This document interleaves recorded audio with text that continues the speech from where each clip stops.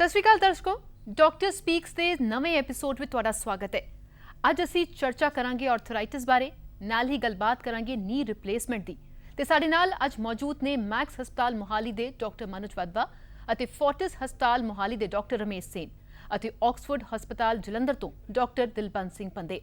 जी पंदे साहब, सब तो पहला तुहाडे तो जानना चाहांगे कि जिस तरह गोडियां दे दर्द की गल करते हैं तो सब तो पहला मन्निया जाता सी कि बजुर्गों में इसका दर्द ज्यादा वेखण नूं मिलता है, पर अजकल घट उम्र के लोग भी आर्थराइटिस नाल प्रभावित हो रहे हैं। आखिर इसके कारण की मन्ने जा सकते हैं? ਜਿਹੜੀ ਜੋੜਾਂ ਦੀ ਦਰਦ ਹੈ ਇਹਨੂੰ ਅਸੀਂ ਬੇਸਿਕਲੀ ਦੋ ਕੈਟਾਗਰੀਜ਼ ਡਿਵਾਈਡ ਕਰਦੇ ਹਾਂ। ਇੱਕ ਇਨਫਲੇਮੇਟਰੀ ਹੁੰਦੀ ਹੈ ਤੇ ਇੱਕ ਡੀਜਨਰੇਟਿਵ ਹੁੰਦੀ ਹੈ। ਜਿਹੜੀ ਡੀਜਨਰੇਟਿਵ ਹੈ ਉਹ ਆਸਟੀਓਆਰਥਰਾਈਟਿਸ ਹੈ, ਉਹ ਬੁਢਾਪੇ ਦੀ ਬਿਮਾਰੀ ਹੈ, ਉਹ ਐਕਚੁਅਲੀ 55-60 ਸਾਲ ਤੋਂ ਬਾਅਦ ਹੁੰਦੀ ਸੀ। ਜਿਹੜੀ ਇਨਫਲੇਮੇਟਰੀ ਹੈ ਇਹ ਜਵਾਨੀ ਦੀ ਪ੍ਰੋਬਲਮ ਹੈਗੀ ਹੈ ਕਿ ਗਠੀਆ, ਯੂਰਿਕ ਐਸਿਡ ਇਹੋ ਜਿਹੀਆਂ ਬਿਮਾਰੀਆਂ ਕਰਕੇ ਇਨਫਲੇਮੇਸ਼ਨ ਨਾਲ ਜੋੜ ਦੁਖਦੇ ਨੇ। ਪਰ ਅੱਜ ਕੱਲ੍ਹ ਅਸੀਂ ਕੀ ਦੇਖ ਰਹੇ ਹਾਂ ਕਿ ਜਿਹੜੀ ਆਸਟੀਓਆਰਥਰਾਈਟਿਸ ਜਾਂ ਡੀਜਨਰੇਸ਼ਨ ਹੈ, ਜਿਹੜੀ ਅਸੀਂ 55-60 ਸਾਲ ਸੋਚਦੇ ਸੀ ਕਿ ਆਮ ਤੌਰ ਤੇ ਹੁੰਦੀ ਹੈ, ਉਹ ਵੀ ਅਸੀਂ 35-40 ਸਾਲ ਤੇ ਦੇਖਣ ਲੱਗ ਗਏ। ਉਹਦੀ ਵਜ੍ਹਾ ਹੈ ਗਲਤ ਲਾਈਫ ਸਟਾਈਲ ਤੇ ਨਾ ਸਮਝਣਾ ਕਿ ਜੋੜਾਂ ਨੂੰ ਸਿਹਤਮੰਦ ਅਸੀਂ ਕਿੱਦਾਂ ਰੱਖ ਸਕਦੇ ਹਾਂ। ਗੋਡਿਆਂ ਦੇ ਵਿੱਚ ਜ਼ਿਆਦਾ ਤਾਂ ਦੇਖੀ ਜਾਂਦੀ ਹੈ ਕਿਉਂਕਿ ਜਿਹੜੀ ਸਾਡੀ ਪੋਪੂਲੇਸ਼ਨ ਹੈਗੀ ਹੈ, ਜਿਹੜਾ ਸਾਊਥ ਈਸਟ ਏਸ਼ੀਆ ਹੈ, ਜਿਹਦੇ ਵਿੱਚ ਇੰਡੀਆ, ਚਾਈਨਾ, ਜਾਪਾਨ, ਇਹ ਸਾਰੀ ਕੰਟਰੀਜ਼ ਆ ਗਈਆਂ। ਅਸੀਂ ਲੋਕ ਐਨਾਟਮਿਕਲੀ ਜਾਂ ਬੁਨਿਆਦੀ ਤੌਰ ਤੇ ਸਾਡਾ ਢਾਂਚਾ ਇਹੋ ਜਿਹਾ ਕਿ ਸਾਡੇ ਗੋਡਿਆਂ ਦੇ ਵਿੱਚ ਥੋੜਾ ਜਿਹਾ ਵਾਇਰਸ ਐਂਗਲ ਜਾਂ ਗੋਡੇ ਥੋੜੇ ਜਿਹੇ ਟੇਢੇ ਹੁੰਦੇ ਨੇ। ਉਹਦੇ ਕਰਕੇ ਜਿਹੜੀ ਹੈ ਆਸਟੀਓਆਰਥਰਾਈਟਿਸ ਗੋਡਿਆਂ ਦੀ ਉਹ ਸਾਊਥ ਈਸਟ ਏਸ਼ੀਆ ਦੇ ਵਿੱਚ ਜ਼ਿਆਦਾ ਪਾਈ ਜਾਂਦੀ ਹੈ। ਜੇ ਅਸੀਂ ਇਹਨੂੰ ਕੰਪੇਅਰ ਕਰੀਏ ਜਿਹੜਾ ਵੈਸਟਰਨ ਵਰਲਡ ਹੈਗਾ ਵੀ ਜਰਮਨੀ, ਇੰਗਲੈਂਡ, ਇਸ ਪੋਪੂਲੇਸ਼ਨ ਦੇ ਵਿੱਚ ਚੂਲਿਆਂ ਦੀ ਡੀਜਨਰੇਸ਼ਨ ਜਿਹੜੀ ਹੈ ਉਹ ਸਿਗਨੀਫੀਕੈਂਟਲੀ ਸਾਡੇ ਨਾਲੋਂ ਜ਼ਿਆਦਾ ਪਾਈ ਜਾਂਦੀ ਹੈ। ਤੇ ਉਹਦੀ ਵਜ੍ਹਾ ਉੱਥੇ ਉਹਨਾਂ ਦੀ ਇੱਕ ਐਨਾਟਮਿਕਲ ਡਿਫਾਰਮਿਟੀ ਹੈਗੀ ਹੈ ਕਿ ਉਹਨਾਂ ਲੋਕਾਂ ਦੇ ਚੂਲਿਆਂ ਦੀ ਬਣਤਰ ਦੇ ਵਿੱਚ ਕੁਝ ਡਿਫੈਕਟਸ ਹੈਗੇ ਨੇ ਜਿਹਨੂੰ ਅਸੀਂ ਫਿਮੋਰੋਐਸਟੈਬੂਲਰ ਇੰਪਿੰਜਮੈਂਟ ਕਹਿੰਦੇ ਆ, ਜਿਹਦੇ ਕਰਕੇ ਚੂਲੇ ਦਾ ਜੋੜ ਜਿਹੜਾ ਹੈਗਾ ਉਹ ਵੈਸਟਰਨ ਪੋਪੂਲੇਸ਼ਨ ਦਾ ਸਾਡੇ ਨਾਲੋਂ ਕਈ ਗੁਣਾ ਜ਼ਿਆਦਾ ਘੱਸਦਾ। ਸੋ ਆਪਾਂ ਮਤਲਬ ਇਹਨੂੰ ਇੱਕ ਤਰ੍ਹਾਂ ਦੀ ਡਿਸਟ੍ਰੀਬਿਊਸ਼ਨ ਮੰਨ ਸਕਦੇ ਹਾਂ ਕਿ ਜਿਹੜੀ ਗੋਡਿਆਂ ਦੀ ਦਰਦ ਹੈਗੀ ਹੈ ਤੇ ਗੋਡਿਆਂ ਦੀ ਡੀਜਨਰੇਸ਼ਨ ਹੈ ਉਹ ਸਾਡੇ ਹਿੱਸੇ ਆ ਗਈ ਹੈ। सो डॉक्टर रमेश जी, वेख्या गया कि जो आर्थराइटिस की समस्या है उस विच गोडे सब तो बहुत प्रभावित होंगे ने। सो आखिर इसका मुख्य कारण की है? हमारा घुटनों की लोकेशन एक ऐसी होती है कि बॉडी में जब भी हमें चलना होता है बॉडी का वेट 3 से 4 गुना मल्टीप्लाई हो जाता है घुटनों के लेवल पे। मान लो हम सीढ़ी चढ़ रहे हैं तो जैसे नॉर्मल वॉक के मुकाबले में सीढ़ी चढ़ने में 1 से 1.5 से 2 गुना तक वेट मल्टीप्लाई होता है। और कुछ एक्टिविटीज़ जैसे ज़मीन से उठना हो तो घुटने पे जो वेट होता है वो बॉडी का 4 टाइम्स मल्टीप्लाई हो जाता है।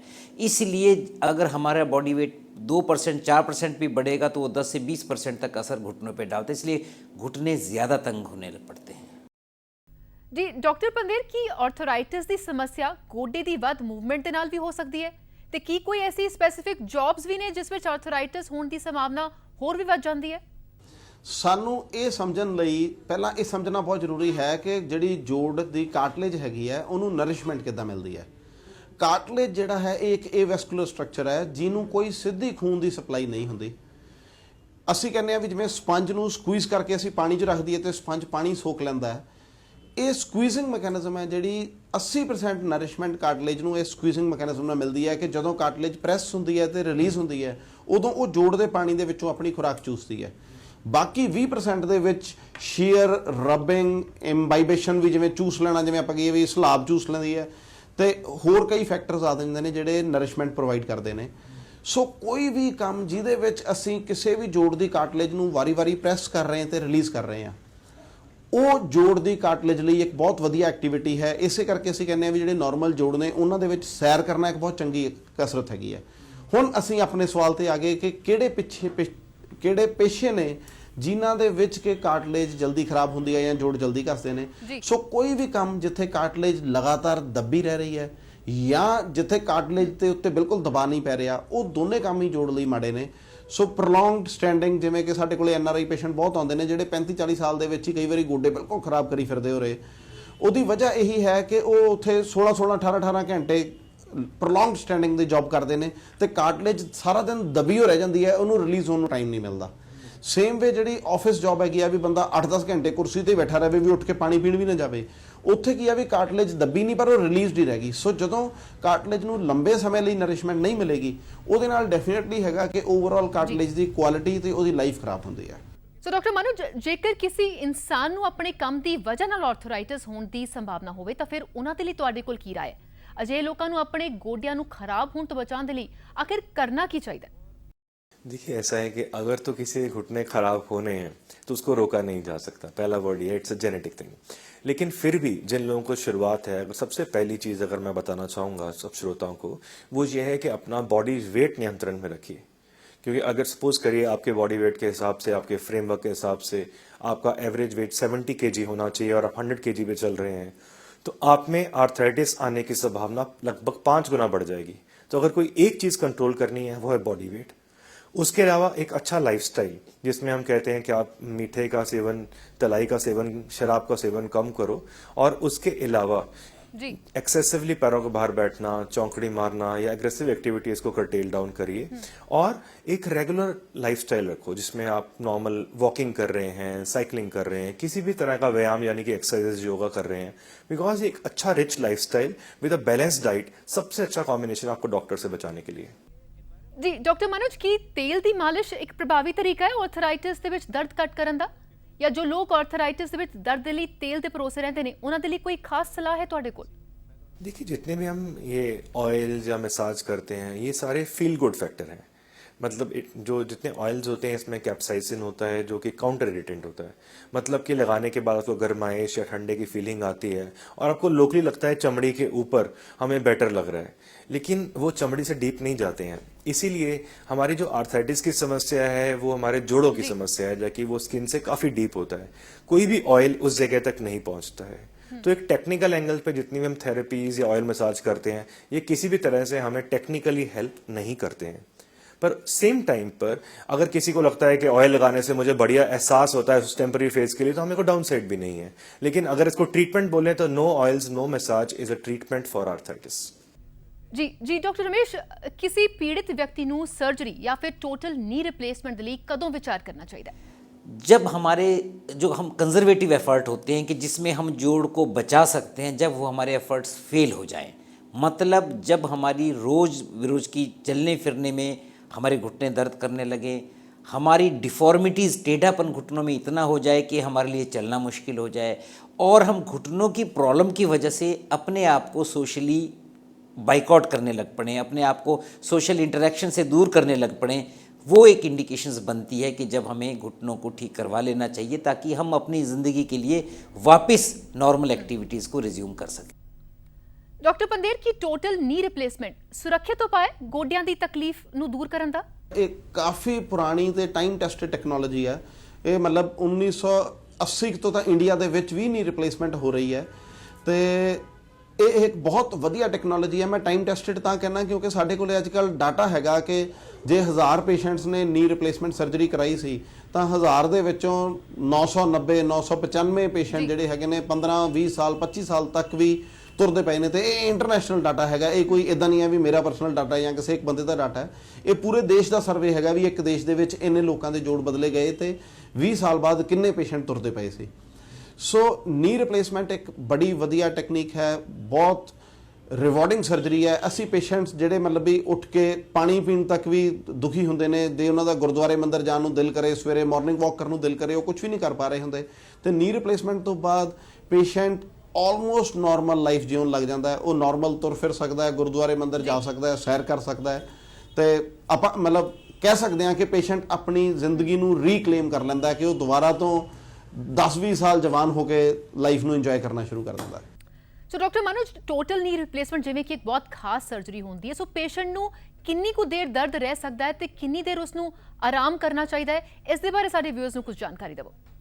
देखिए वैसे तो जो वर्ड रिकवरी है वो हर इंसान से वेरी करता है, लेकिन आज की डेट में साइंस इतनी आगे निकल गई है, जैसे हम कहते हैं पेनलेस डिलीवरी होती थी, इसी तरह से हम जो सर्जरीज करते हैं वो ऑलमोस्ट पेनलेस हो चुकी हैं आज। सर्जरी के बाद अगर किसी का एक घुटना रिप्लेस करना है, रीलाइनिंग करना है, आपने शाम को ऑपरेशन करा है तो सुबह वो इंसान चल सकता है, सेकेंड डे वो टॉयलेट सीट और रूम के बाहर जा सकता है, और चौथे 5वें दिन वो सीढ़ी चढ़ना, कुछ स्टेप्स लेना शुरू कर सकते हैं।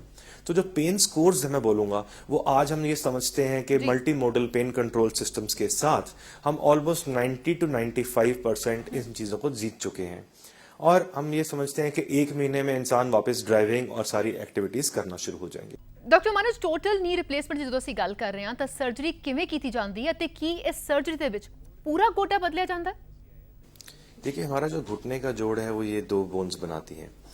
इसका मतलब है कि ये वाइट कलर जो सरफेस है, ये ऊपर कार्टिलेज होता है और दोनों साइड पे गैप होता है। यदि हमारे घुटने का आर्थराइटिस बढ़ जाएगा तो ऊपर का कार्टिलेज घिस जाएगा और ये बोन्स आपस में रबिंग करना शुरू हो जाएंगी। उस समय हमारे जोड़ के अंदर की लेयर में कोई गैप नहीं बच जाएगा और ये जो खुरदरे एंड्स हैं, जो रफ एरियाज हैं, ये आपस में ग्रेट करना शुरू हो जाएंगे। जॉइंट रिप्लेसमेंट यानी कि घुटना प्रत्यारोपण या जोड़ बदलन की बात बोलेंगे तो उसका मतलब ये नहीं है कि नेचुरल प्राकृतिक घुटना निकाल के एक नकली घुटना फिट कर दिया। मतलब कि इसकी ऊपर की जो सतह है, जो ऊपर की लेयर है जो घिस गई है, हम सिर्फ टॉप लाइनिंग रिकैप करेंगे, यानी कि 8 से 10 मिलीमीटर का एरिया रिमूव करेंगे। अगर आप इस मॉडल को देखेंगे तो ये एक रीलाइंड एरिया है जो ब्लैक कलर सरफेस देख रहे हो, यानी कि ऊपर से 8 से 10 मिलीमीटर का एरिया शेव ऑफ किया और उसकी जगह एक नई कैप लगा दी, और वो कैप लगने से इंसान वापस नॉर्मल, उसकी टांगें सीधी हो जाएंगी और वो पहले की तरह अपना चलना फिरना शुरू हो जाएंगे, सीढ़ी चढ़ना शुरू हो जाएंगे, आलती पालती मारना शुरू हो जाएंगे। आप ये समझिए कि वो 99% से ज्यादा अपनी वापस नॉर्मल जिंदगी पे पहुंच जाएंगे। ਸੋ ਡਾਕਟਰ ਰਮੇਸ਼, ਅਜਿਹੇ ਕੀ ਕਾਰਨ ਹੁੰਦੇ ਨੇ ਜੋ ਸਰਜਰੀ ਦੀ ਸਫਲਤਾ ਨੂੰ ਪ੍ਰਭਾਵਿਤ ਕਰਦੇ ਨੇ? ਪੇਸ਼ੈਂਟ ਜਾਂ ਪੇਸ਼ੈਂਟ ਦਾ ਧਿਆਨ ਰੱਖਣ ਵਾਲੇ ਨੂੰ ਕਿੰਨਾ ਖਾਸ ਗੱਲਾਂ ਦਾ ਧਿਆਨ ਰੱਖਣਾ ਚਾਹੀਦਾ ਹੈ ਜਿਸ ਵਿੱਚ ਸਰਜਰੀ ਦਾ परिणाम चंगा आ सके? इस तरह के बेस्ट रिजल्ट लेने के लिए बहुत ज़रूरी ये होता है कि हम सबसे पहले वेल इन टाइम सर्जरी करवाएं। उसका मतलब ये है कि जब हमारी डिफॉर्मिटीज़ की वजह से अगर हमारे जो लिगामेंट्स होते हैं जॉइंट के, जब वो भी कंट्रैक्चर में चले जाना आते तो उनकी रिलीज़ के बाद जो रिजल्ट्स आते हैं वो इतने अच्छे नहीं आते जी, इस जितना कि हम उनकी डिफॉर्म होने से पहले सर्जरी करके अचीव कर सकते हैं। सो जितनी बैलेंसिंग होती है जॉइंट की, अगर ऑलरेडी जॉइंट डिफॉर्म होकर के बिल्कुल ढीला पड़ गया हो तो उसमें भी मुश्किल होती है। तो जो रिज़ल्ट होते हैं वो इस पे डिपेंड करते हैं कि हमारा जोड़ सर्जरी से पहले कितना घूमता था तो बाद में कितना घूमेगा, क्योंकि ये एक्सपेक्ट किया जाता है कि जितनी रेंज ऑफ मूवमेंट हमारी नी में होती है उससे हम 20 से 25 degree extra range of movement after surgery मिलती है। आजकल बहुत सारे डिज़ाइंस मार्केट में अवेलेबल होते हैं, बहुत ज़्यादा फ़र्क सबकी आउटकम में नहीं होता। अगर पहले की आउटकम अच्छी होती है तो जिसको हम कहते हैं बहुत ज़्यादा मुड़ने वाले जोड़, वो वाले जोड़ भी लगाए जाते हैं, पर वो भी तभी फ़ायदा देंगे अगर पहले मूवमेंट अच्छी होगी। अगर पहले मूवमेंट अच्छी नहीं होगी तो चाहे कोई भी जोड़ लगा लें, बाद की मूवमेंट 20 से 25 डिग्री से ज़्यादा नहीं बढ़ेगी। जी। सो डॉक्टर रमेश, की नी रिप्लेसमेंट सर्जरी नाल पेशेंट का दर्द पूरी तरह नाल ठीक हो जाता है? सर्जरी तो बाद दर्द फेर आउण दे किन्ने कुछ चांसेस बनते हैं? ये देखा गया है कि घुटने बदलने वाली सर्जरी में 85 से 90% लोगों को तो बेनिफिट हो जाता है, 10% लोगों को उतना बेनिफिट नहीं होता। इसके बारे में पूरी दुनिया भर में रिसर्च चलती है कि भाई ये 10% लोगों को क्यों नहीं होता, लेकिन अभी तक भी कुछ ऐसे फैक्टर्स होते हैं जो कहे नहीं जा सकते। सो जब भी नी रिप्लेसमेंट के लिए हम एडवाइस करते हैं तो ये डेफिनेटली काउंसल करते हैं कि 80 to 90% चांसेस है कि ठीक हो जाएगा, 10% चांस है कि कुछ हद तक कुछ दर्दें रह सकती हैं। सो डॉक्टर मनोज, एक गल दसो कि सर्जरी तो बाद MRI करवा सकते हैं?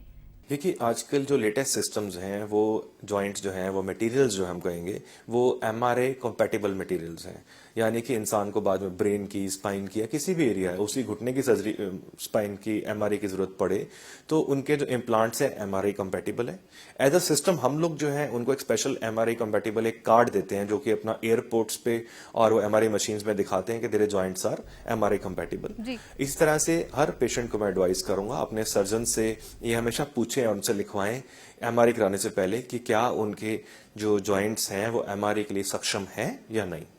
सो डॉक्टर साहब, जिवें असली गोडा किस जाता है उवें ही की बदलिया होया गोडा भी किस सकता है? जेकर हाँ तो फिर नवा गोडा कितने समय तक चलता है? सर, कोई भी चीज़ ਜਿਹੜੀ ਕਿ ਅਸੀਂ ਕਹੀਏ ਵੀ ਆਰਟੀਫੀਸ਼ੀਅਲ ਹੈ ਉਹਦੇ ਵਿੱਚ ਇਨਸਾਨ ਦੇ ਸਰੀਰ ਨਾਲੋਂ ਇੱਕ ਚੀਜ਼ ਦਾ ਫਰਕ ਜ਼ਰੂਰ ਹੋਏਗਾ ਕਿ ਉਹ ਆਪਣੇ ਆਪ ਨੂੰ ਹੀਲ ਜਾਂ ਰਿਪੇਅਰ ਨਹੀਂ ਕਰ ਸਕੇਗੀ। ਸਾਡੇ ਸਰੀਰ ਦੀ ਇਹੀ ਖਾਸੀਅਤ ਹੁੰਦੀ ਹੈ ਵੀ ਜੇ ਹੱਡੀ ਵੀ ਟੁੱਟੇ, ਫ੍ਰੈਕਚਰ ਵੀ ਹੋਏ ਤੇ ਸਰੀਰ ਆਪਣੇ ਆਪ ਨੂੰ ਜੋੜ ਲੈਂਦਾ ਹੈ। ਕੋਈ ਨਿੱਕੀ ਮੋਟੀ ਸੱਟ ਵੀ ਲੱਗੇ ਤੇ ਉਹ ਆਪਣੇ ਆਪ ਜੋੜ ਕੇ ਦੁਬਾਰਾ ਨਾਰਮਲ ਚਮੜੀ ਬਣ ਜਾਂਦੀ ਹੈ। ਸੋ ਕੋਈ ਵੀ ਆਰਟੀਫੀਸ਼ੀਅਲ ਇੰਪਲਾਂਟ ਹੈ ਉਹ ਡੈਫੀਨੇਟਲੀ ਘਸੇਗਾ। ਤੇ ਘਸਦਾ ਕੀ ਹੈ, ਜਿਵੇਂ ਆਪਾਂ ਪੁਰਜਾ ਦੇਖ ਰਹੇ ਹਾਂ ਨੀ ਰਿਪਲੇਸਮੈਂਟ ਦਾ, ਇਹਦੇ ਵਿੱਚ ਇੱਕ ਉੱਪਰ ਵਾਲਾ ਕੈਪ ਹੈਗਾ ਜਿਹੜਾ ਪੱਟ ਦੀ ਹੱਡੀ ਦੇ ਉੱਪਰ ਲੱਗਦਾ, ਇੱਕ ਥੱਲੇ ਵਾਲਾ ਕੈਪ ਹੈ ਤੇ ਜਿਹੜੀ ਆ ਵਿਚਕਾਰ ਮਿਲਕੀ ਵਾਈਟ ਚੀਜ਼ ਤੁਸੀਂ ਦੇਖ ਰਹੇ ਹੋ ਇਹਨੂੰ ਪੋਲੀਐਥਲੀਨ ਕਹਿੰਦੇ ਆ। ਜਿਹੜੀ ਪੋਲੀਐਥਲੀਨ ਅੱਜ ਤੋਂ 20-25 ਸਾਲ ਪਹਿਲਾਂ ਆਂਦੀ ਸੀ ਉਹਦਾ ਘਸਣ ਦੀ ਸਪੀਡ ਹੁੰਦੀ ਸੀ ਕਿ ਉਹ 4 ਸਾਲਾਂ ਦੇ ਵਿੱਚ 1 mm ਘਸਦੀ ਸੀ। ਹੁਣ ਹੋਰ ਵੀ ਰਿਫਾਈਨਡ ਪੋਲੀਐਥਲੀਨਸ ਆ ਗਈਆਂ ਨੇ ਜਿਹੜਾ ਆ ਜਿਸ ਇਸ ਮੂਵਮੈਂਟ ਦੇ ਵਿੱਚ ਜਦੋਂ ਘਸਣਾ ਹੈ ਤੇ ਜਿਹੜੀ ਆ ਪੱਟ ਦੀ ਹੱਡੀ ਦਾ ਕੈਪ ਹੈਗਾ ਜਿਹੜਾ ਉਹਦੇ ਨਾਲ ਰਗੜ ਖਾਂਦਾ ਹੈ, ਇਹਨੂੰ ਵੀ ਸਮੂਥ ਕਰਨ ਦੇ ਵਿੱਚ ਹੋਰ ਸਰਫੇਸ ਰਿਫਾਈਨਮੈਂਟਸ ਹੋਈਆਂ ਨੇ, ਜਿਹਦੇ ਕਰਕੇ ਅਸੀਂ ਐਕਸਪੈਕਟ ਕਰਦੇ ਹਾਂ ਕਿ ਇਹ ਜਿਹੜਾ ਹੈਗਾ 1 mm 4 ਸਾਲ ਦੀ ਜਗ੍ਹਾ 5, 6 ਜਾਂ 8 ਸਾਲ ਦੇ ਵਿੱਚ ਘਸੇਗਾ। ਸੋ ਓਵਰਆਲ ਇਹਦੀ ਸਿਗਨੀਫੀਕੈਂਸ ਕੀ ਹੈ? ਇਹਦੀ ਸਿਗਨੀਫੀਕੈਂਸ ਇਹ ਹੈਗੀ ਆ ਕਿ ਜਿਹੜਾ ਅਸੀਂ ਵੈਸੇ ਕਹਿੰਦੇ ਆ ਵੀ 15, 20, 25 ਸਾਲ ਗੋਡੇ ਚੱਲਣਗੇ, ਉਹ ਡਿਪੈਂਡ ਇਸੇ ਚੀਜ਼ ਤੇ ਕਰਦੇ ਨੇ ਕਿ ਇਹ ਪੋਲੀ ਕਿੰਨੀ ਸਪੀਡ 'ਚ ਘਸ ਰਹੀ ਹੈ। ਘਸ ਤਾਂ ਡੈਫੀਨੇਟਲੀ ਹੈ, ਬਟ ਇਹ ਘਸਣ ਦੀ ਸਪੀਡ ਬਹੁਤ ਸਲੋ ਹੁੰਦੀ ਹੈ। ਜੇ ਇੱਕ ਵਧੀਆ ਸਰਜਰੀ ਕੀਤੀ ਗਈ ਹੈ, ਪ੍ਰੋਪਰ ਟੈਕਨੀਕ ਦੇ ਨਾਲ ਕੀਤੀ ਗਈ ਹੈ ਤੇ ਗੋਡੇ ਦੀ ਅਲਾਈਨਮੈਂਟ ਸਿੱਧੀ ਹੈ, ਫਿਰ ਇਹ ਪੋਲੀ ਘਸਣ ਦਾ ਸਵਾਲ ਜਿਹੜਾ ਉਹ ਕਾਈਂਡ ਆਫ ਇਨਸਿਗਨੀਫੀਕੈਂਟ ਹੋ ਜਾਂਦਾ ਹੈ। ਇੱਥੇ ਹੀ ਰੋਲ ਆ ਜਾਂਦਾ ਹੈਗਾ ਜਿਹੜਾ ਨੈਵੀਗੇਸ਼ਨ ਸਰਜਰੀ ਦਾ ਤੇ ਜਿਹੜੀਆਂ ਐਡਵਾਂਸ ਟੈਕਨੋਲੋਜੀਜ਼ ਨੇ, ਵੀ ਜਿੰਨੀ ਵਧੀਆ ਅਲਾਈਨਮੈਂਟ ਹੋਏਗੀ ਉਹਨਾਂ ਗੋਡਾ ਜ਼ਿਆਦਾ ਸਹੀ ਚੱਲੇਗਾ, ਘੱਟ ਘਸੇਗਾ ਤੇ ਉਨੀ ਉਹਦੀ ਲਾਈਫ ਜ਼ਿਆਦਾ ਵੱਧ ਜਾਏਗੀ। ਸੋ ਡਾਕਟਰ ਮਨੋਜ, ਕੀ TKR यानी कि टोटल नी रिप्लेसमेंट की प्रक्रिया ਵਿੱਚ ਕੋਈ जोखिम भी ਹੁੰਦਾ है? देखिए नॉर्मली जो जॉइंट रिप्लेसमेंट के पेशेंट्स होंगे, क्योंकि वो एडवांस एज के पेशेंट्स होते हैं, तो सबसे पहले तो मेडिकल फिटनेस बहुत इंपॉर्टेंट माध्यम है। हमें सबसे पहले ये देखना चाहिए कि उनके हार्ट, लंग्स और बाकी चीज़ें सर्जरी लेने के लिए फिट है। उसके अलावा जो है, जो कॉम्प्लिकेशंस आ सकती हैं, पहली कॉम्प्लिकेशन है इन्फेक्शन, जिसके लिए आप सुप्राक्लीन सिस्टम लेंगे, एंटीबायोटिक्स यूज़ करेंगे। उसके अलावा जो सेकेंड चीज़ है वो है क्लॉट फॉर्मेशन, जिसके लिए ब्लड थिनर्स दिए जाते हैं जी। इसी तरह से टेक्निकली चीज़ों को कंट्रोल करने के लिए वो सारे के सारे बैकअप इंस्टेंसेस लिए जाते हैं ताकि एक पेशेंट को कॉम्प्लिकेशन के चांसेस मिनिमल हो और सक्सेस रेट 99.5% से ज़्यादा हो। ਸੋ ਡਾਕਟਰ ਸਾਹਿਬ, ਕੀ ਰੋਗੀ ਸਰਜਰੀ ਤੋਂ ਬਾਅਦ ਆਪਣੇ ਰੋਜ਼ਮਰਾ ਦੇ ਕੰਮ ਪਹਿਲਾਂ ਵਾਂਗ ਕਰ ਸਕਦਾ ਹੈ? ਤੇ ਜਿਵੇਂ ਕਿ ਡਾਕਟਰ ਸਾਹਿਬ ਅੱਜਕੱਲ ਯੰਗ ਪੇਸ਼ੈਂਟ ਵੀ ਸਰਜਰੀ ਕਰਵਾ ਰਹੇ ਨੇ, ਕਿ ਉਹ ਸਰਜਰੀ ਤੋਂ ਬਾਅਦ ਵਜ਼ਨ ਚੁੱਕ ਸਕਦੇ ਨੇ, ਸਪੋਰਟਸ ਐਕਟੀਵਿਟੀ ਦੇ ਵਿੱਚ ਉਨਾ ਹੀ ਇਨਵੋਲਵ ਹੋ ਸਕਦੇ ਨੇ ਕਿਆ? ਨੀ ਰਿਪਲੇਸਮੈਂਟ, ਜਿਵੇਂ ਮੈਂ ਪਹਿਲਾਂ ਵੀ ਕਿਹਾ ਕਿ ਅਸੀਂ ਇੱਕ ਤਰ੍ਹਾਂ ਨਾਲ ਆਪਣੀ ਲਾਈਫ ਨੂੰ ਰੀਕਲੇਮ ਕਰ ਲੈਂਦੇ ਆ। ਤੇ ਜਿਹੜੇ ਤੁਹਾਡੇ ਸਪੈਸੀਫਿਕ ਸਵਾਲ ਨੇ ਵੀ ਭਾਰ ਚੱਕਣਾ, ਡੈਫੀਨੇਟਲੀ ਹੈਗਾ ਕਿ ਤੁਸੀਂ 10, 20, 30, 40 ਕਿਲੋ ਤੱਕ ਵਜਨ ਆਰਾਮ ਨਾਲ ਚੱਕ ਸਕਦੇ ਹੋ। ਮਤਲਬ ਵੀ ਜੇ ਮੈਨੂੰ ਕੋਈ ਮੇਰਾ ਪੇਸ਼ੈਂਟ ਯੰਗ ਹੈਲਦੀ ਪੇਸ਼ੈਂਟ ਕਵੇ ਵੀ ਮੈਂ 1 ਕੁਇੰਟਲ ਤੱਕ ਵੀ ਚੱਕਣਾ ਚਾਹੁੰਦਾ, ਤੇ ਤੁਸੀਂ ਸਿੱਧੇ ਸਟੇਬਲ ਖੜੇ ਉਹਨੇ ਭਾਰ ਨੂੰ ਵੀ ਚੱਕ ਕੇ ਲਿਫਟ ਕਰਨ ਦੀ ਕੋਸ਼ਿਸ਼ ਕਰੋਗੇ ਤੇ ਗੋਡੇ ਤੇ ਕੋਈ ਐਸ ਸੱਚ ਮੋਮੈਂਟਰੀ ਸਟ੍ਰੈਸ ਨਹੀਂ ਪਏਗਾ। ਡੈਫੀਨੇਟਲੀ ਜਿਹੜਾ ਹੈਗਾ ਵੀ ਜੇ ਆਪਾਂ ਕਹੀਏ ਵੀ ਮਿਸਯੂਜ਼ ਕਰਾਂਗੇ, ਗਿਰਨ ਤੋਂ ਬਚਣਾ ਚਾਹੀਦਾ, ਸਲਿਪਰੀ ਜਗ੍ਹਾ ਤੇ ਨਹੀਂ ਚੱਲਣਾ ਚਾਹੀਦਾ। ਅਦਰਵਾਈਜ਼ ਤੁਸੀਂ ਨਾਰਮਲ ਲਾਈਫ ਦੀ ਜੋ ਵੀ ਐਕਟੀਵਿਟੀ ਹੈਗੀ ਹੈ, ਚਾਹੇ ਸੈਰ ਕਰਨੀ ਹੈ, ਚਾਹੇ ਗੁਰਦੁਆਰੇ ਜਾ ਕੇ ਤੁਹਾਡਾ ਦਿਲ ਕਰੇ ਵੀ ਮੈਂ ਚੌਂਕੜੀ ਮਾਰ ਕੇ ਬੈਠ ਕੇ ਪਾਠ ਸੁਣਨਾ ਹੈ, ਜਾਂ ਤੁਸੀਂ ਕੋਈ ਲਾਈਟ ਗੇਮ ਜਿਵੇਂ ਗੋਲਫ ਵਗੈਰਾ, ਬੈਡਮਿੰਟਨ ਤੱਕ ਖੇਲ ਸਕਦੇ ਹੋ। ਬਟ ਜਿਹੜੀਆਂ ਹਾਈ ਕੰਟੈਕਟ ਗੇਮਸ ਜਾਂ ਜਿਹੜੀਆਂ ਬਹੁਤ ਸਟ੍ਰੈਸ ਗੇਮਸ ਵੀ ਜਿਵੇਂ ਰਗਬੀ ਹੈ, ਫੁੱਟਬਾਲ ਹੈ, ਜਿੱਥੇ ਤੁਹਾਨੂੰ ਪਤਾ ਨਹੀਂ ਵੀ ਗੋਡਾ ਕਿੱਧਰ ਨੂੰ ਘੁੰਮ ਜਾਣਾ ਹੈ, ਉਹੋ ਜਿਹੀਆਂ ਗੇਮਸ ਰੂਟੀਨਲੀ ਨਹੀਂ ਖੇਡਣੀਆਂ ਚਾਹੀਦੀਆਂ। ਸੋ ਡਾਕਟਰ ਸਾਹਿਬ, ਸਾਡੇ ਨਾਲ ਹੁਣ ਕੁਝ ਕਾਲਰ ਵੀ ਜੁੜਨੇ ਸ਼ੁਰੂ ਹੋ ਗਏ ਨੇ। ਦੇਖਦੇ ਹਾਂ ਕਿ ਕੌਣ ਸਾਡੇ ਨਾਲ ਫੋਨ ਲਾਈਨ ਤੇ ਇਸ ਵੇਲੇ ਮੌਜੂਦ ਨੇ। ਸਤਿ ਸ਼੍ਰੀ ਅਕਾਲ ਜੀ, ਕੌਣ ਬੋਲ ਰਹੇ ਨੇ, ਕਿੱਥੋਂ ਬੋਲ ਰਹੇ ਹੋ ਔਰ ਕੀ ਸਵਾਲ ਹੈ ਤੁਹਾਡਾ ਡਾਕਟਰ ਸਾਹਿਬ ਤੋਂ? ਸਤਿ ਸ਼੍ਰੀ ਅਕਾਲ ਜੀ, ਮੈਂ ਜਗਤਾਰ ਸਿੰਘ ਬੋਲਦਾ ਜੀ, ਅੰਮ੍ਰਿਤਸਰ ਤੋਂ ਜੀ। ਤੇ ਮੈਂ ਡਾਕਟਰ ਸਾਹਿਬ ਤੋਂ ਪੁੱਛਣਾ ਚਾਹੁੰਦਾ ਸੀ ਜੀ ਕਿ ਮੇਰੇ ਫਾਦਰ ਸਾਹਿਬ ਦੀ ਨਾ ਨੀ ਸਰਜਰੀ ਹੋਣੀ ਹੈ ਜੀ ਜੀ, ਤੇ ਉਹਨਾਂ ਨੂੰ ਬੜੀ ਟੈਨਸ਼ਨ ਹੈ ਵੀ ਇਹ ਸਰਜਰੀ ਕਿੰਨੇ ਸਮੇਂ ਤੱਕ ਚੱਲੂਗੀ ਤੇ ਕੀ ਸਰਜਰੀ ਦੇ ਬਾਅਦ ਉਹ ਗੁਰਦੁਆਰੇ ਚੌਕੜੀ ਮਾਰ ਕੇ ਬਹਿ ਸਕਣਗੇ? ਜੀ। ਸੋ ਡਾਕਟਰ ਸਾਹਿਬ, ਇੱਕ ਅਹਿਮ ਸਵਾਲ ਬਜ਼ੁਰਗਾਂ ਲਈ ਇਹੀ ਹੁੰਦਾ ਹੈ ਕਿ ਜੇ ਆਪਣੇ ਕੰਮ ਕਰਨੇ ਨੇ, ਚੌਂਕੜੀ ਮਾਰ ਕੇ बैठना तो बैठ पाएंगे कि नहीं। सो ये उन्होंने सवाल है। ऐसा है, जब भी घुटना बदला जाएगा तो एक चीज़ ध्यान रखनी है कि घुटनों को मैक्सिमम लंबी ड्यूरेशन हमें लेनी होती है। हम नहीं चाहते कि हमारे घुटने 5 या 10 साल में ख़त्म हो जाएं या दोबारा उनको करवाना पड़े। तो जो केयर है वो पूरी करनी है और उस केयर में सबसे इम्पॉर्टेंट है एक अच्छी एक्सरसाइज करना, एक अच्छे ढंग से बैठना और कोई भी ऐसी पोजीशन ना अख्तियार करें कि जिससे हमारे घुटनों पे जोर पड़े। कभी कभार बैठा जा सकता है, उसमें कोई प्रॉब्लम नहीं है, लेकिन इसको रूटीन नहीं बनाना चाहिए। एक अच्छी केयर के साथ और प्रिवेंशन के साथ हम इस घुटने को लंबे तौर पे चला सकते हैं। सो इस अलावा भी ਤੁਹਾਡਾ ਕੋਈ ਹੋਰ ਸਵਾਲ ਹੈ? हाँ जी, एक ਉਹਨਾਂ ਨੂੰ ਹੋਰ ਬੜੀ ਟੈਨਸ਼ਨ ਹੈ ਜੀ ਕਿ ਇਹ ਆਪਰੇਸ਼ਨ ਤੋਂ ਬਾਅਦ ਐਕਚੁਅਲੀ ਉਹ ਰੋਜ਼ 골ਡਨ ਟੈਂਪਲ ਵਾਕ ਕਰਦੇ ਹੋਏ ਜਾਂਦੇ ਨੇ ਜੀ ਤੇ ਕੀ ਇਹਦਾ ਇੰਪਲਾਂਟ ਤੇ ਕੋਈ ਅਸਰ ਤਾਂ ਨਹੀਂ ਪਏਗਾ ਜੀ? ਜੀ। ਸੋ ਡਾਕਟਰ ਸਾਹਿਬ, ਕੀ ਸਰਜਰੀ ਤੋਂ ਬਾਅਦ ਕਿਉਂਕਿ ਚੱਲਣਾ ਫਿਰਨਾ, ਸੈਰ ਕਰਨਾ ਉਹਨਾਂ ਦੀ ਆਦਤ ਵਿੱਚ ਸ਼ੁਮਾਰ ਹੈ, ਸੋ ਉਸ ਤੇ ਕੋਈ ਐਸਾ ਅਸਰ ਹੋਏਗਾ?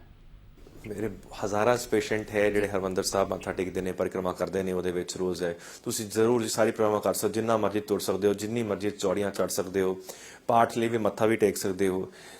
ਵੈਸੇ ਜੇ ਬਾਬਾ ਜੀ ਕਮਰੇ 'ਚ ਬੈਠਣਾ ਹੋਵੇ ਥੋੜਾ ਜਿਹਾ ਉੱਤੇ ਗੱਦਾ ਦੇ ਰੱਖ ਕੇ ਤੇ ਉਸ ਦੇ ਉੱਤੇ ਬੈਠੋ। ਮੇਨ ਲੌਂਗ ਟਰਮ ਤੇ ਪੈਰਾ ਪਾਰ ਚੌਂਕੜੀ ਮਾਰ ਕੇ ਨਾ ਬੈਠੋ, ਬਸ ਇਸ ਤੋਂ ਛੱਡ ਕੇ ਸਾਰੇ ਕੰਮ ਕਰ ਸਕਦੇ ਹੋ।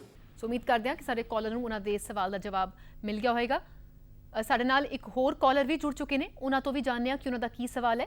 ਸਤਿ ਸ਼੍ਰੀ ਅਕਾਲ ਜੀ, ਕੌਣ ਬੋਲ ਰਹੇ ਨੇ, ਕਿੱਥੋਂ ਬੋਲ ਰਹੇ ਹੋ ਔਰ ਕੀ ਸਵਾਲ ਹੈ ਤੁਹਾਡਾ? सत श्री अकाल जी, मैं पटियाला से बोल रही हूँ, मनप्रीत जी। मेरा डॉक्टर साहब से सवाल है कि मेरी बड़ी बहन को हील पहनने का बहुत शौक है और आर्थराइटिस के दर्द की वजह से अब वो हील मतलब पहन ही नहीं सकती, फ्लैट्स पहनते हैं और अगले महीने उनकी नी सर्जरी है। क्या मेरी दीदी सर्जरी के बाद हील पहन सकते हैं? जी जी डॉक्टर साहब, सो इन्हां दा जिहड़ा सवाल है उसका की उन्हां नूं तुसीं सॉल्यूशन देना चाहोगे? फिर वही जवाब टू रीक्लेम लाइफ कि ਜਿਹੜਾ ਰਿਪਲੇਸਡ ਗੋਡਾ ਹੈ ਇਹ ਐਕਚੁਅਲੀ ਨਾਰਮਲ ਗੋਡੇ ਵਰਗਾ ਹੈ। ਸੋ ਜੋ ਕੰਮ ਅਸੀਂ ਪਹਿਲਾਂ ਨਾਰਮਲ ਗੋਡੇ ਨਾਲ ਕਰਦੇ ਸੀਗੇ ਉਹ ਸਾਰੇ ਕੰਮ ਅਸੀਂ ਦੁਬਾਰਾ ਕਰ ਸਕਦੇ ਹਾਂ। ਤੁਸੀਂ ਡੈਫੀਨਿਟਲੀ ਹੀਲ ਪਾ ਕੇ ਚੱਲ ਸਕਦੇ ਹੋ। ਨਾਲ ਦੀ ਨਾਲ ਮੇਰੀ ਆਦਤ ਹੈਗੀ ਹੈ ਕਿ ਕੌਸ਼ਨ ਜ਼ਰੂਰ ਸਮਝ ਲੈਣੀ ਚਾਹੀਦੀ ਹੈ ਕਿ ਕੀ ਕੰਮ ਨਹੀਂ ਕਰਨੇ। ਸਲਿਪਰੀ ਜਗ੍ਹਾ ਤੇ ਚੱਲਣਾ ਅਵੋਇਡ ਕਰੋ, ਗਿਰਨਾ ਅਵੋਇਡ ਕਰੋ, ਕਿਉਂਕਿ ਜਿਹੜਾ ਇਹ ਇੰਪਲਾਂਟ ਹੁੰਦਾ ਹੈ, ਇਹ ਇੰਪਲਾਂਟ ਜਿਹੜਾ ਹੈ ਮੈਟਲ ਦਾ ਹੁੰਦਾ ਹੈ। ਸੋ ਇਹ ਚੀਜ਼ ਕਦੇ ਵੀ ਟੁੱਟੇਗੀ ਨਹੀਂ। ਮਤਲਬ ਇਹ ਤੁਸੀਂ ਜੇ ਨੀ ਰਿਪਲੇਸਮੈਂਟ ਦੇ ਇਤਿਹਾਸ ਚਾਹੋਗੇ ਕਦੇ ਵੀ ਇਹ ਪੁਰਜੇ ਟੁੱਟੇ ਹੋਏ ਨਹੀਂ ਤੁਸੀਂ ਦੇਖੇ ਹੋਣਗੇ। ਬਟ ਪ੍ਰੋਬਲਮ ਕੀ ਹੁੰਦੀ ਹੈ ਕਿ ਜਿਹੜੀ ਇਹ ਜਿੱਥੇ ਪੁਰਜਾ ਫਿੱਟ ਹੋਇਆ, ਜਿਹੜੀ ਇਹਦੇ ਥੱਲੇ ਹੱਡੀ ਹੈ, ਉਹ ਹੱਡੀ ਸੌਫਟ ਹੁੰਦੀ ਹੈ। ਉਸ ਕੰਪਰੈਸ਼ਨ ਨਾਲ ਉਹਨੂੰ ਕੁਝ ਨਹੀਂ ਹੁੰਦਾ। ਜਿਵੇਂ ਅਸੀਂ ਪਹਿਲਾਂ ਵੀ ਗੱਲ ਕੀਤੀ ਹੈ ਵੀ 1 ਕੁਇੰਟਲ ਭਾਰ ਚੱਕਿਆ ਉਹਨੂੰ ਕੁਝ ਨਹੀਂ ਹੁੰਦਾ। ਬਟ ਜੇ ਤੁਸੀਂ ਗਿਰੋਗੇ ਤੇ ਗੋਡਾ ਇੱਕਦਮ ਐਂ ਘੁੰਮ ਜਾਏਗਾ, ਉਹਦੇ ਨਾਲ ਕਿਤੇ ਨਾ ਕਿਤੇ ਬੋਨ ਦੇ ਵਿੱਚ ਕੋਈ ਨਿੱਕੀ ਮੋਟੀ ਇੰਜਰੀ ਹੋ ਗਈ ਤੇ ਉਹ ਸਾਨੂੰ ਤੰਗ ਕਰ ਸਕਦੀ ਹੈ। ਸੋ ਅਸੀਂ ਸਿਰਫ ਕੇਅਰਫੁਲ ਰਹਿਣਾ ਹੈ, ਘਬਰਾਣਾ ਨਹੀਂ ਹੈ। ਮਤਲਬ this is a beautiful surgery. ਤੁਸੀਂ ਅਵੇਅਰ ਰਹੋ ਕਿ ਆਈ ਹੈਵ ਰਿਪਲੇਸਡ ਨੀ ਜੁਆਇੰਟ। ਅਦਰਵਾਈਜ਼ ਤੁਸੀਂ ਸਾਰਾ ਕੁਝ ਜੋ ਨਾਰਮਲ ਗੋਡੇ ਨਾਲ ਕਰ ਸਕਦੇ ਹੋ ਉਹ ਤੁਸੀਂ ਆਫਟਰ ਨੀ ਰਿਪਲੇਸਮੈਂਟ ਕਰ ਸਕਦੇ ਹੋ। ਜੀ ਔਰ ਲਗਾਤਾਰ ਸਾਡੇ ਨਾਲ ਕਾਲਰਸ ਜੁੜੇ ਨੇ ਜਿਨ੍ਹਾਂ ਨੇ ਸਵਾਲ ਕੀਤੇ ਨੇ ਔਰ ਉਮੀਦ ਕਰਦੇ ਹਾਂ ਕਿ ਸਾਡੇ ਅੱਜ ਦੇ ਇਸ ਡਾਕਟਰ ਸਪੀਕਸ ਪ੍ਰੋਗਰਾਮ ਵਿੱਚ ਟੋਟਲ ਨੀ ਰਿਪਲੇਸਮੈਂਟ ਬਾਰੇ ਜਿੱਥੇ ਜਾਣਕਾਰੀ ਦਿੱਤੀ ਹੈ ਉੱਥੇ ਹੀ ਆਰਥਰਾਈਟਿਸ ਬਾਰੇ ਵੀ ਸਾਡੇ ਮਾਹਿਰ ਡਾਕਟਰਾਂ ਨੇ ਆਪਣੇ ਵਡਮੁੱਲੇ ਜਿਹੜੇ ਨੇ ਵਿਚਾਰ ਸਾਡੇ ਨਾਲ ਸਾਂਝੇ ਕੀਤੇ ਨੇ। ਸੋ ਉਮੀਦ ਕਰਦੇ ਹਾਂ ਸਾਡੇ ਦਰਸ਼ਕ ਜਿਹੜਾ ਇਹ ਪ੍ਰੋਗਰਾਮ ਦੇਖ ਰਹੇ ਨੇ ਉਹਨਾਂ ਨੂੰ ਉਹਨਾਂ ਦੇ ਸਵਾਲਾਂ ਦੇ ਜਵਾਬ ਜ਼ਰੂਰ ਮਿਲੇ ਹੋਣਗੇ। ਬਹਰਹਾਲ ਅਸੀਂ ਸਾਰੇ ਆਪਣੇ ਡਾਕਟਰਸ ਦੀ ਟੀਮ ਦਾ ਬਹੁਤ ਬਹੁਤ ਧੰਨਵਾਦ ਕਰਦੇ ਹਾਂ ਔਰ ਅਗਲੇ ਐਪੀਸੋਡ ਵਿੱਚ ਅਸੀਂ ਫਿਰ ਜਲਦ ਹਾਜ਼ਰ ਹੋਵਾਂਗੇ। ਤਦ ਤੱਕ ਦੇ ਲਈ ਧੰਨਵਾਦ।